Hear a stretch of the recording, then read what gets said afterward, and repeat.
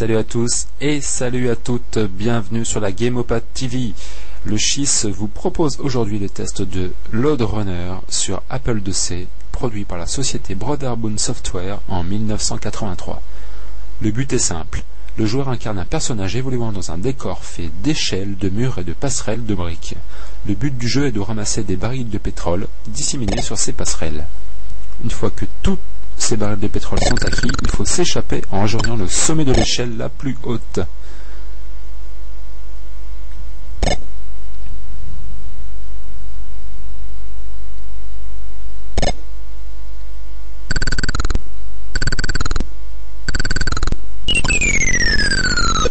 Comme vous pouvez le voir, le joueur a la capacité de creuser les briques situées au sol autour de lui. Cela est parfois nécessaire pour récupérer ces fameux barils de pétrole et aussi pour se sortir de mauvaises situations. Comme par exemple là, je viens de creuser plusieurs trous, ce qui fait que les ennemis vont se prendre dans ces trous et le mur se reconstruire et donc tuer les ennemis.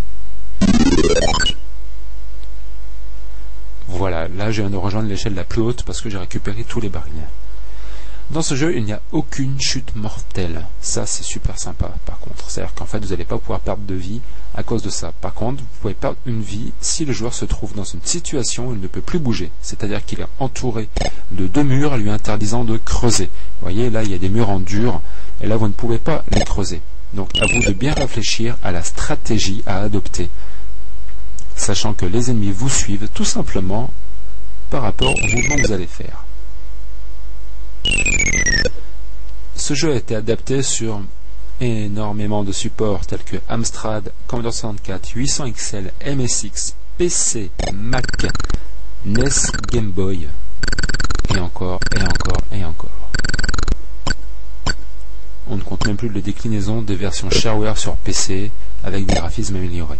Justement, les graphismes, ma foi, c'est sommaire, mais à l'époque, c'était vraiment ça. C'était également sur de l'Apple, donc il ne faut pas trop en demander. Mais c'est pas là l'essentiel du jeu au niveau des graphismes. L'animation, bon, elle est mignonne, mais bon, hein, on va pas trop en demander non plus. Le but du jeu, c'est vraiment pas en effet d'avoir une animation de fou ni un graphisme de fou. Le son est très basique également, mais le challenge, lui, à relever est vraiment énorme. Ma petite note pour ce test, et ben voilà, tout simplement la note maximale, 6 suppos sur 6. Et ouais, aucun jeu n'est parfait, mais celui-là, pour moi, il l'est. J'espère que ce petit test vous a plu et je vous dis à une prochaine fois pour un nouveau test sur la Gameopad TV. Ciao ciao.